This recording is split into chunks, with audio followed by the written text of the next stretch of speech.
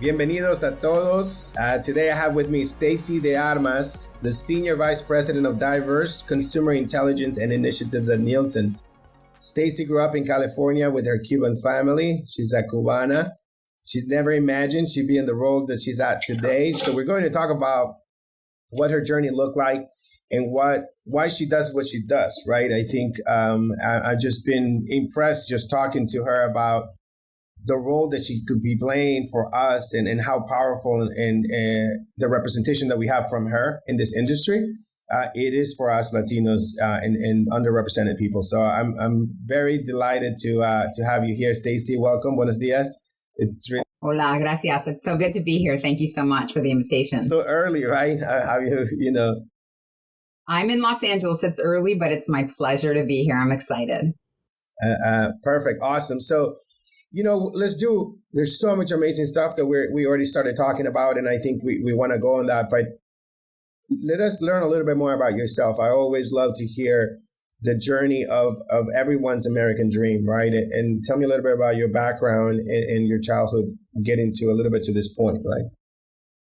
Sure. Well, I grew up in Los Angeles. My dad grew up in Havana, as did almost all of my family.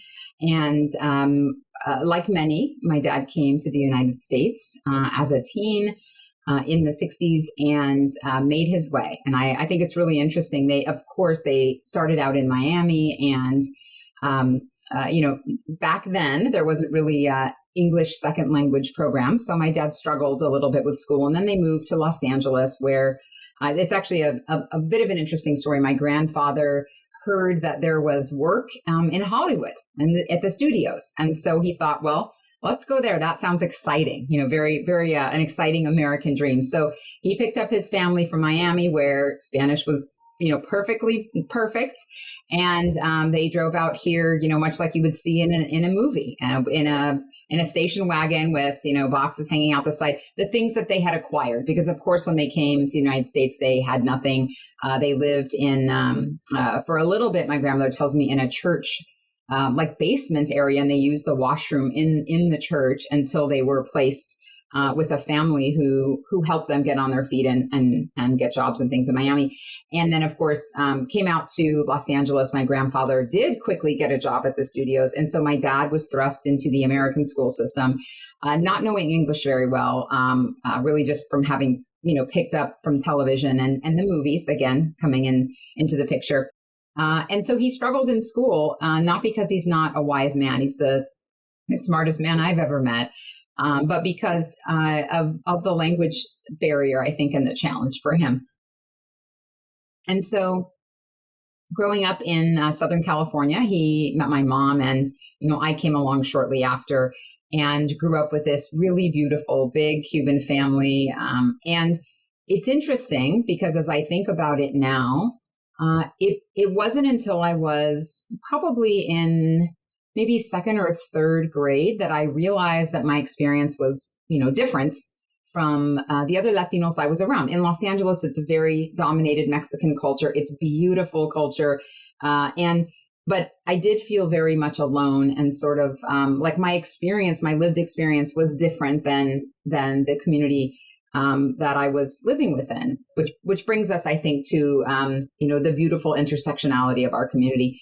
Fast forward, I always had a passion in my heart, Elias, for Latino communities and Hispanics in general. And when I think about, even just from elementary school on, the places I've really leaned in, and in the early jobs that I had in college and even in high school, I was always drawn to represent our community in some way. And I know that sounds sort of, maybe over the top, or how could that be true? But I think back to, when I was a bank teller in Pomona, California, which is a, largely Latino area too.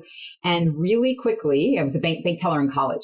Really quickly, I ended up managing our Spanish language loan desk. And this is, I'm telling you, I was like 20. I was like 20 years old, but I spoke the language well. I could work with our clients, and I ended up also handling just all new accounts and issues. And I quickly saw, like, It's really simple things. It's going to sound silly to say it now. Right now it's basic, but this was back in in the 90s. Things like, you don't need a checking account for $8.95 a month. Like, here's what we're going to do. You're going to get a savings account. All you need to do is don't cash more than 6 checks a month.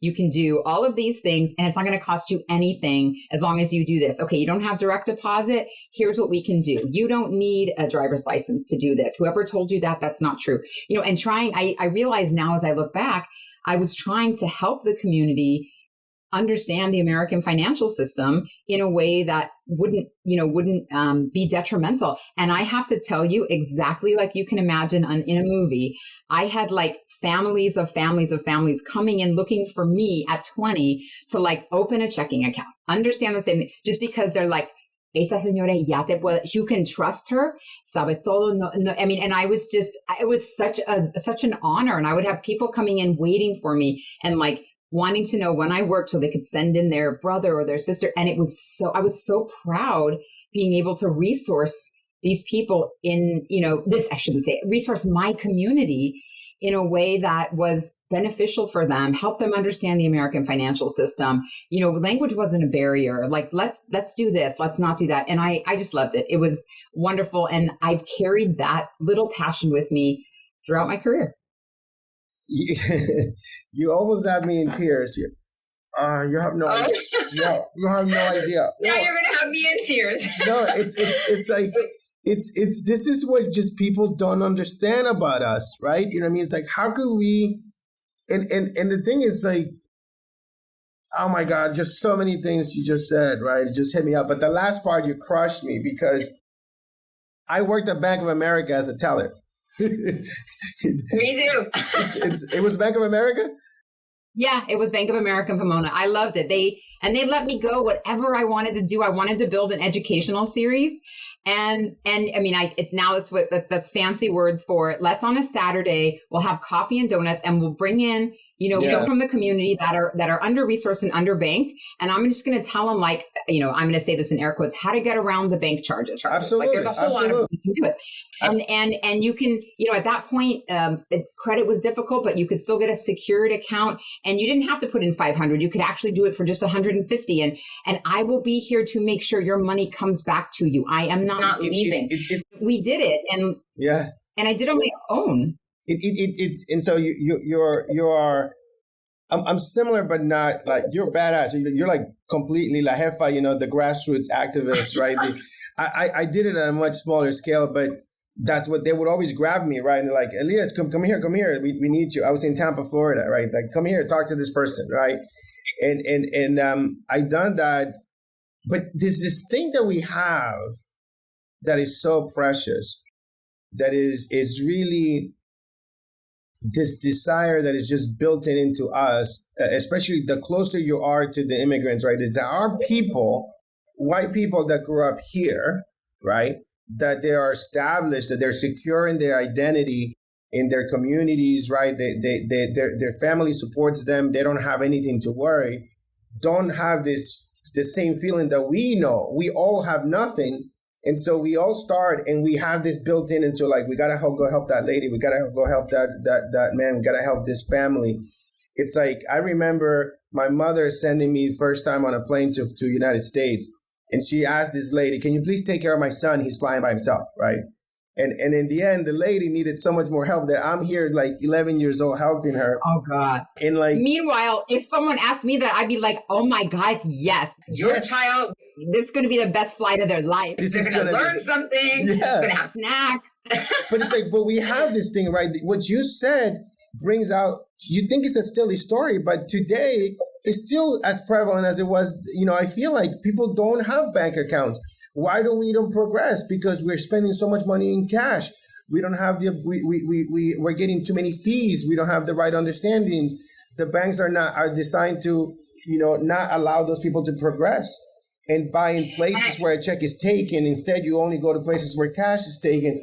I mean, like, there's so many issues with financial education that our communities don't have because of fear of getting deported, fear of pressure, discrimination, lack of information, right? So, like, that thing that you were doing for people is the way that we think about it, that scrappiness of, like, how do we avoid?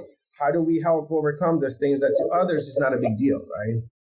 And I think, to be honest, I didn't know I was being an activist or trying to do well. I love the way it made me feel. I like that had a little, it was popular. Like they would come in, they wanted to see me. I loved my people. And it just felt good. That's why I did it. But the point that I think you're making too, that it really is not lost on me, is that it's not that our communities need help or finance. We just need the resources. Like the information was there. It just wasn't presented in a way that the community could receive it. It was there. It was all in papers, but it was in fine print. It was in English. It was difficult to deconstruct, especially when you compare it to the financial systems in Mexico or in Latin America.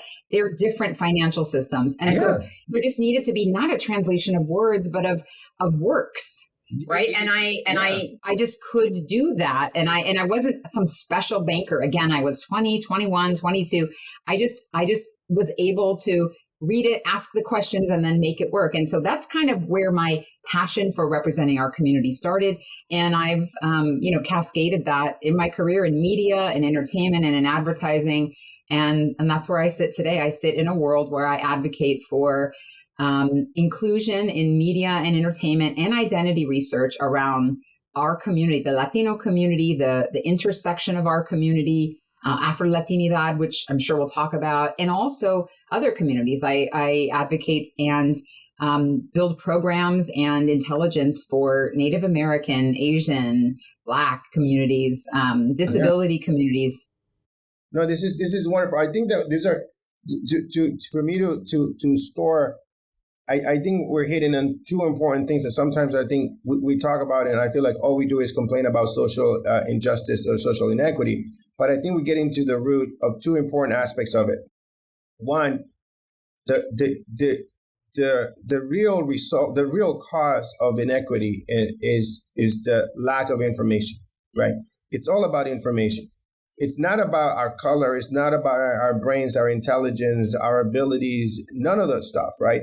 It's our morals, whatever it is, our politics, none of that. It's about the access to information, right? And that is really what divides and separates people and creates inequalities, right? And I think the role that you're playing is such an important one because of the ability that it has to scale, right? We have to do, focus on things that have the major leverage, right? And the other point I think that we need to talk more about is that special sauce that we have, which is, how is it possible that I'm from Nicaragua, right? And I come and I live all my life in Nicaragua. And by the way, I have a story where I immigrated to LA. I lived in Southgate, California for 2 years when I was 11. I went to Southgate Junior High and Southgate High in a predominant Mexican community. And we, but I grew up in Nicaragua. All I ever known is Nicaragua and Nicaraguan people, right? It was so very homogeneous in a way, right? And how is it that I go to LA? How is it that I come to Tampa? And all of a sudden now I become a member of the Latino community, and a desire to love and to care for people, for our people, right? And like I still to this day, right? It's like I'm members, unfortunately, I don't know if this is bad or not, but it's like the staff or wherever I go, right? We immediately connect, right? They know me. I'm part of a private social club. Is the most elitist thing that is in Boston. I was invited from a diversity perspective, but the staff is my friend. Like I enjoy more hanging with the staff. The first stop. Same for me. I didn't even tell you about my waitressing jobs, but same. I mean, the community, the back of the house community, those are my people, And so, we're the ones, like I say to people, like when I'm talking, I used to clean the offices in Tampa, Florida, of the dentist office, American Life Insurance. I would go with my mother, empty the trash cans, vacuum the rugs, clean the toilets. So I'm the American dream. And that's what we're sharing here of like, I was there. When I see a father or a mother with a child cleaning an office, my job is to go inspire them and say, look what's possible. You can be an entrepreneur. You can be financially wealthy. You can be financially free for the rest of your life, not just getting a better job, not just getting an education, but I want to show them everything that is possible. And by bringing people like you here and show like, that we have so many options, right? And so that's what this is about. It's possible. This country is unbelievable, right? I firmly believe in the American dream, and that is alive today. So please tell me more about you and well, your journey. So tell me more at Nielsen. The chills. Oh, I'll tell you about Nielsen, but I want to just address that. It just gave me the chills to hear you talk about that. I just had a conversation the other day, a business conversation, and people were talking about different experiences, having done things, and if I had done that experience growing up. And I actually said, I hesitated for a minute, and then I thought, I'm going to say it. And I said on this call with, very, very important people, I said, I didn't do that growing up, but what I can do is retile your bathroom in a weekend. And I'm very good at it. And if you have any sprinkler issues, I'm your girl. I can take care of all of that. And I started thinking about like the experiences I had growing up, and how much they shaped the like the tenacity and the dedication that I have to work through difficult things today. And I say, my brother and I always say it's from my dad, like nothing's really too hard. You just don't know how to do it yet. But there is nothing. I mean, nothing, you want to mud a wall this weekend? Let's go. Like there's nothing that's too hard. And I really think that that's from growing up, in an immigrant family that's sort of scrappy. You get through those things. You just hit upon this like recently I've been developing this life mantra and help me make it better. Right. But what I'm realizing that life is about, it's about becoming stronger. I don't know if it's like, I just think that what experience gives us, right, as we grow in life, we become stronger. And it doesn't have to be strength in like a, super powerful way, but it's for us to be able to handle life, whatever life is for us as individuals. And I think the intent should be for us to be stronger, to be able to handle the next one that's going to come, because life is hard.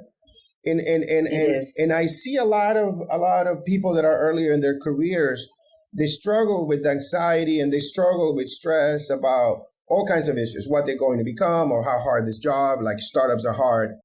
And that is the key of diversity and immigrants, right? My life was so hard at that time that to most people is really hard. I didn't think it was hard because I came from even a worse situation. So to me, being able to clean offices and make some money to buy a car, that would have been an impossibility. Think about Cuba, right? Who can buy a car in Cuba? Oh my goodness. It's like every car is 50 years old. And $30,000. We were just there visiting my uncle, and just to really unpack the circumstances there. And I'm glad that it's getting some attention now in the United States. I don't like that it's being sort of politicized, but you're exactly right. It's incredibly difficult in many of our home countries, and to think about why all of these things that influence immigrants to make their way here and to take this shot. I have to be perfectly honest. In my life, I don't know that I would call it hard growing up. It certainly wasn't. But my dad, just what he had lived through, what he carried into us, the values he instilled in us were all as a result of coming here and figuring it out and working at a hospital when he was, 15 or 16 or, and cleaning up at night while he was in high school, doing like a night shift bedpan, route. So, all of that influenced me and the work that I bring forward into Nielsen. Nielsen has been, today's actually my anniversary at Nielsen. I've spent a very long part of my life at Nielsen, and I'm grateful for every minute. Nielsen has allowed me to research topics I think are important to our community, to share insights around our community, to elevate the value of our community to brands, to marketers, to entertainment. And they have given me really the license to do what I think needs doing for our community and use our resources to do that. And it's been an absolute privilege. No, it is wonderful. I do think it's such an underappreciated, undervalued, underutilized ability that we have been role model by our parents and by ourselves and by those first generation immigrants, right? Of like what's hard and what are we willing to do for survival, for basic and I think life necessities, right?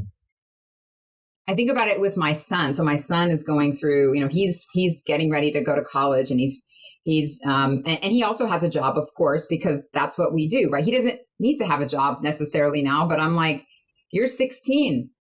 It's go time. I had a job. I had my first job when I was 14 years old. I'm like, that's what we do around here. We work. And so as I think about watching him getting ready for college and trying to balance like his work schedule, his things have opened back up. So he has, band, and he has different things he wants to do at school. And I've told him, you got to work. And it's not because that work ethic, that value is born, it's carried over, right, from our parents to us, and it's born in that responsibility. And so I want him to build that responsibility, but also to give back to our communities. And this boy, I'm so proud of him. He's written this beautiful essay about the privilege of coming from an immigrant family, Yeah, I was, and so I know I'm in the same boat. So my oldest is 18. She just started college, Northeastern. And, wow. And she's worked 2 summers, right? She worked at a deli, and she doesn't need to work, right? And I'm trying to figure out, how do I pass down? They're spoiled compared to me, like completely. But there's this DNA, and there's something that I'm able to pass to her, right? That she's like, she walked into a deli in 4th of July last summer, not this summer, but the summer before. And she says, do you guys need any help? And the owner says, yes, come by tomorrow, 9 a.m. And so guess where they put it? They put it to do the dishes, right? She drives in a Tesla to work, right? She drives in a Tesla, and they put it to do the dishes. And she comes home. And you said, good, you're going to learn so much back there. That's where you start. And she goes in there, right? But they don't notice, right? And they ask her, like, okay, you're going to get paid $10 an hour, 11 if you show me your passport. And she's like, Dad, what does that mean? It's like, if you're illegal, you get paid less. I go, if you're legal, you get paid the real wage, or something like that. And so she was like, wow. So she got to learn so much. They saw her skin color. They saw what she looked like. And they assumed that she's an illegal alien. You go to the back, you do the dishes, and she would have come back with her hands completely like, shredded from like all wrinkly. And she would be so tired. She would come straight to sleep. She's such a strong woman, right? And she did that. She worked her way up. She did the sandwiches. She would get yelled at for not doing them right. They would add any Spanish music on the radio. They would be like, oh, we now have somebody. She felt all the discrimination, right? And she was, oh my goodness. She's tough though. She I wanted her. I go, feel it. So your people, right? And what's happening. And then this past summer, she worked at a coffee shop, and she saved all her money, and she's like, worked till the last day, and they had her working 5-6 days a week, 7 a.m. when you wake up, and I just like so delighted like that. Like, to me, work, it's the values. It's a privilege. It's the values. I couldn't work. There are no jobs in Nicaragua, and so like adults are scrambling for jobs. If I was a kid, what was my jobs? I had no jobs. There was no. Like, I would have to literally like sell fruit in a light, at a stoplight. Like, there's no jobs for us, right? And so coming here and having the ability to work and get paid hourly wages, I was blown away, like, of that. And that's a narrative change I love, and I'm going to use that. It's like, you don't have to work; you get to work. You have the privilege of working. Yeah, that we have a place that they're looking for us to work, that they're going to pay us for it. You know what I mean? All that stuff to me is like. That's the difference in how we approach a job at IBM, at a startup, at an investment firm. It's like people are like, oh, I hate my job. It's like people complain at all levels. All they do is complain about jobs. I don't complain about jobs. I love every job I've ever had. Every job has been better. Everybody's been different, right? And it's like, I worked at cleaned offices. I worked at a bank. I worked at IBM, I worked in startups, right? It's like every job I had, I can do the range. And so having range is something that is very fundamental that we can share from our communities and to our children, right? Absolutely. And so tell me more about information, misinformation. How can we, what are the topics that you're seeing lately? I want to hear about that. And I also want to hear I think that the role you make in media, right, is that you play is so important, because I'm a big believer in role models, right? The reason why I'm doing this podcast, it's my duty, it's my responsibility. Just like you help that lady get the bank account and you say to them, like, do this and you save on fees. I'm here telling these stories to people to say, like, look, you can become a multi-millionaire in this country. You can invest in startups, start investing in stocks. We need to give access to people. I want to share all the tricks and tips that I've learned so people can be wealthy. They can be mentally satisfied. They have the jobs that they need. They have the freedoms that they can take care of their families for generations to come. Because not enough people like us are saying this. So tell me what you are seeing in media that we need because we need more role models. We do. And so every year, Nielsen, as I was saying earlier, Nielsen has really given me license to report on what I think needs reporting on, to write on what I think is important to our community. So we just released our 2021 annual report that's called Inclusion, Information, and Intersection. And it really is an overview of the truth about how to connect with U.S. Latinos today. One of the main topics that we address in here is representation on screen and in media and Hollywood.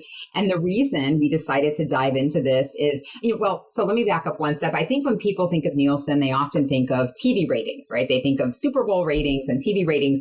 And maybe what they don't know is that we do social and economic research, and increasingly research around identities, right? So how people are presented in content, whether or not we show up in content, and the frequency with which people do. So it's not just about audiences, which is a core pillar, right? We look at audiences, who's watching what, but we also want to understand things about what people are watching. So metrics about content, right? Representation, thematic attributes, stuff like that, because we think it's in the intersection of what is on screen and who is watching it that we can better understand content development. We can better understand some, sociology elements like identity formation and otherwise.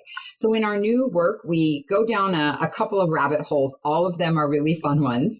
But when it comes to representation and content, we know that overall Latinos are underrepresented on screen, period, right? Our representation, we are 19% of the population. We're only visible about 10% of the time across broadcast television and streaming. 10%? That's a lot, no? Well, our population is 20% almost. We're at 19. So if we're only there 10%, that seems high, but wait for it. It actually isn't that rosy, because when you remove Spanish language television and English language TV alone, so that's across broadcast, cable, and streaming, the representation is only about 6%. Exactly. So if you think about that, when your daughter and my daughter are watching television, Latinos are only present if they're watching in English 6% of the time, and of that 6%, what sort of themes? Where are we present? Do we have equal representation in news and in comedy and or are we mostly presented in reality and crime? I mean, so it's not just about the representation; it's the quality. Where are we? Are we in TV's most watched genres? Are we in TV's most popular shows? Or what are the roles we're playing? So if you'll allow me, I'll give you a really quick example. We took a look in our report at specifically when Latinas have high representation on screen. So we said, let's see all the shows where Latinas are well represented, right? Not just at 6%, but a big chunk of the cast. And then let's also take a look at where Latinas are a big part of the audience watching those shows. So essentially, Latinas watching Latinas. That's what we want to see, right? So then we said, what are the genres and what are the thematic attributes of those shows? And it was startling. I mean, I was almost at a loss for words. When Latinas are watching Latinas on screen with good representation, they see themes like dysfunction, family drama, police stations, just these themes that are concerning at best, because you're thinking these are how women, young Latinas, are seeing themselves in content. And we think, well, maybe it was the storyline of this show, right? Maybe it wasn't presenting, maybe that was what was required for that. But what is more important is how our kids, how our community is forming its identity here in the US. And as we've seen increasingly over the past few years, how others outside of our community see us, right? By the way, when white women in the audience watched white women on screen, you can imagine what they saw. It was family homes, sons and daughters, picnics. I mean, it was an unbelievable difference between Latinas seeing Latinas on screen and white women seeing white women on screen. And that's when we knew at Nielsen that we could do more. And the main thing that we're doing a lot of things. One thing we're doing now is producing metrics and benchmarks about representation, because we know we can't hold the industry accountable unless the industry can see what those numbers are and advance change. That's unbelievable. Unbelievable. It's something that I just started to realize recently, right? It's amazing. I didn't really pay attention to me. Think about it, right? Growing up, the few movies that came to Nicaragua were in Betamax, and they were like smuggled, and there was only a few households in the whole neighborhood that would have it. And I would watch, I remember Rambo and Commando. Those are like two movies I remember. Oh my gosh, me too. We must be exactly the same age, because those were like my faves. I loved both of those movies. But did you also see Remo Williams too? That was like a weird, obscure one that was right around the same time as Rambo and all that. Anyway. I had limited access, right? Because you were in LA, right? And it's like, I was in Nicaragua. Well, I was in LA, but we didn't have but you were in the United States. That's true. My dad worked at the studio actually at the time, so he would sometimes bring home movies. But my dad was a blue collar worker. He worked like my grandfather got him this job, and he was a blue collar worker at the studio doing a projection engineer. So he's. It's amazing though, like the what he did, right? In the influence. My dad in LA. He would get stolen goods. He had a little business in a strip mall right there in Huntington Park, right? And people would come and sell him a stolen stereo, a stolen computer. I worked. My dad bought that computer and put it in the garage. He says, I don't know what that is, but you go play with it. And that was the beginning of my journey with computers. It started. That's incredible. Just like you had those movies and you found that, right? And so it's like, who am I to judge? And I don't really care. I became a successful computer tech entrepreneur, and it started from that stolen computer in the garage in Southgate, California, right? You know what it makes me think about? I think about the first time I felt represented on screen. The first time I felt like I saw myself in content. I have to be completely honest with you. It was, every time I say this, people are like, well, that's not really seeing you, but I'm like, that's as close as I could get. It was watching Chips way back because Ponch looked like my dad, looked like my family. Like there was nobody, he was the brownest on TV at that time. And I remember watching that thinking, and my brother and I would watch Chips and we would fight over who could be Ponch. And I don't know why. I mean, maybe he was a little cooler than John. I don't know. But it's like, I remember seeing him and thinking, this guy looks like me and us, and isn't it crazy to identify with Eric Estrada, a male actor, but that was as close as it was. I'm proud to say representation is better on screen now. Yeah. But like I said, if you can't measure it, you can't hold the industry accountable. The good news is the industry now that the data is there, the industry is moving toward equity and representation. And we're seeing that this year. Some of the biggest theatrical releases of the year, and even in streaming, were Latino themed content. The only bad news is there's not enough, right? When you have one big theatrical release, the whole community, every corner puts pressure for representation. So even though in this release, I felt incredibly seen, there's a beautiful Cuban storyline, and I don't want to get into to all of, around it, but there's a beautiful Cuban storyline. So my family, I was with my dad at the theater and we watched it, and the camera goes by a bubbling bowl of ropa vieja, and he hit me with his elbow and he's like, did you see that? We were in the theater here in near Pasadena, and I said, I saw it. And there was like, he put his hands over his eyes and he was just like, he felt so seen, and I did too. But at the same time, there were so many within our community that did not feel seen. We know, I'm sure you know what movie I'm talking about. And I think it's the difficult part of that is that the pressure when we do have visibility, because there's so few pieces of content, Elias, that are greenlit, that have Latino stories, there's so much pressure for every piece of content to represent all 30 of our communities. It's because there isn't enough content being greenlit. The stories and the ideas are there. We have Latino writer rooms that we support, Nielsen supports. There's amazing talent within our community. The question is, where is it not being greenlit and made? And that's at the studio level. And so that's where we're focusing our efforts to give the data and the resources to prove not only that representation isn't where it should be, but that when it is where it should be, shows do better. Audiences like more representation. Even if you're not Latino, white audiences like representation, Black audiences like better representation. People want to see their lived experience, and your lived experience is not just your community. You live, with many others. So it's changing. What movie were we talking about? Talking In the Heights? Yes, we were talking about In the Heights.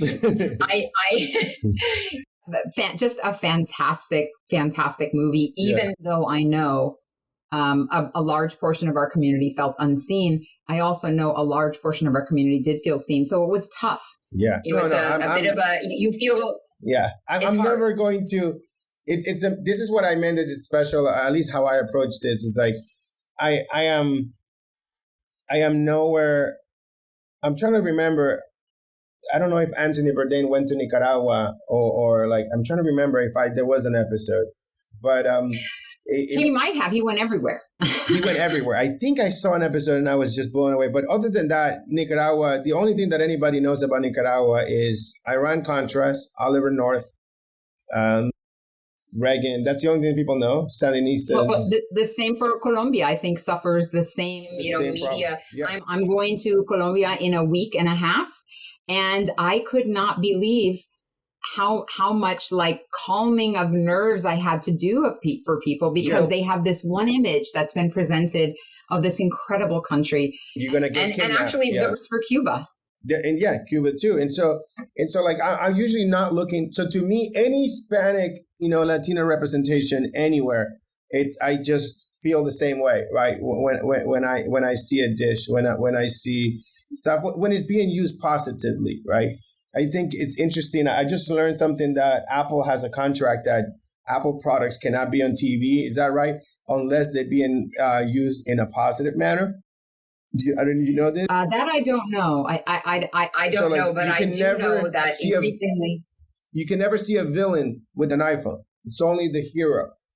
I did not know that, but I'm glad that the industry is taking note, that they're looking at this data at a granular level, right? It's not just how many people are on screen, how are people presented, in what, and imagery, right? Like when you go to Netflix and you look at all the images for picking a movie, is there anything within the images that needs to be addressed? We take a look at that too at Nielsen through our Grace Note partners. So there is a lot to tackle here, Elias, but the good news is it's changing. Representation is changing across the board. The industry is advocating for itself to look at this data and change. Brands and agencies are, the entertainment community is. And so I think we're at the very beginning of what will be a wonderful journey in representation coming forward in content. Thank you so much. Thank you for this. These are really, really great news. And I think that people like you, right, it plays such a key role in that I feel more comfortable, right? That it's not just whites trying to decide what to do and how to do it right, but that you can hold them accountable and say like, okay, it's not just the percentages, but it's the light. It's like be able to show allyship, sponsorship, collaboration, equality on screen, right? Of how we come across and how people of other ethnicities and genders are being represented on screen. So this is fantastic. I think that this definitely supports. It's a great new insight. I'm in tech, so to be connected with someone in media and to understand what the battles that you're fighting over there for your community from early childhood to now, early in your profession, is not any different, right? You still are spreading great information and letting us know where we need to see ourselves, and we need to ask for it and demand it as consumers, right? And it's going to make a big difference. I love the chip story, right? And people don't realize how much of an impact. It's such an inspiration to see someone that looks like you. It's a nature thing. If we see someone that speaks our language, looks like us, or grew up in the same neighborhood, we're looking for inspiration as human beings, and whatever commonality we can draw to somebody that is further ahead in their lives and their success and their American dream, it inspires us to go try it, right? Because that's the kind of information sharing that happens when we meet someone like us, right?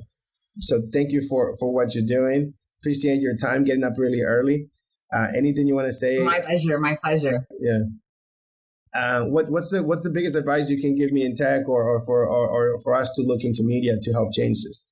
I think the biggest advice I would give now is for us to really focus on the transfer of mis and disinformation, specifically in diaspora communities and Latino communities, using encrypted technology. I think our community is being deliberately targeted in some cases. Of course, misinformation is just mischaracterized content, but disinformation is deliberate. And I do think because we are more prone to use encrypted technology, encrypted apps, that information spreads more widely in our communities. The impact is greater. And I would encourage the tech community, along with communities that have the resources to research this, to really try and crack the code on how we can empower the community to fact check and to validate information before it spreads further. That's the greatest risk I think our community has right now. Yes, absolutely. We didn't touch as much on it, but it's the fact that our communities tend to spend a lot of time on WhatsApp, on Telegram, maybe more on I don't know if it's on Signal yet, but I know my whole family from Ecuador, through my wife, is on WhatsApp, right? And they're just messaging all day long.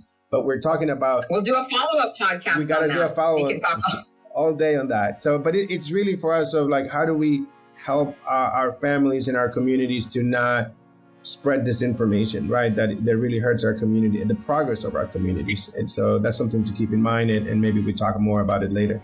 Thank you so much, Stacie. Gracias. Tenga un buen día. Bye-bye.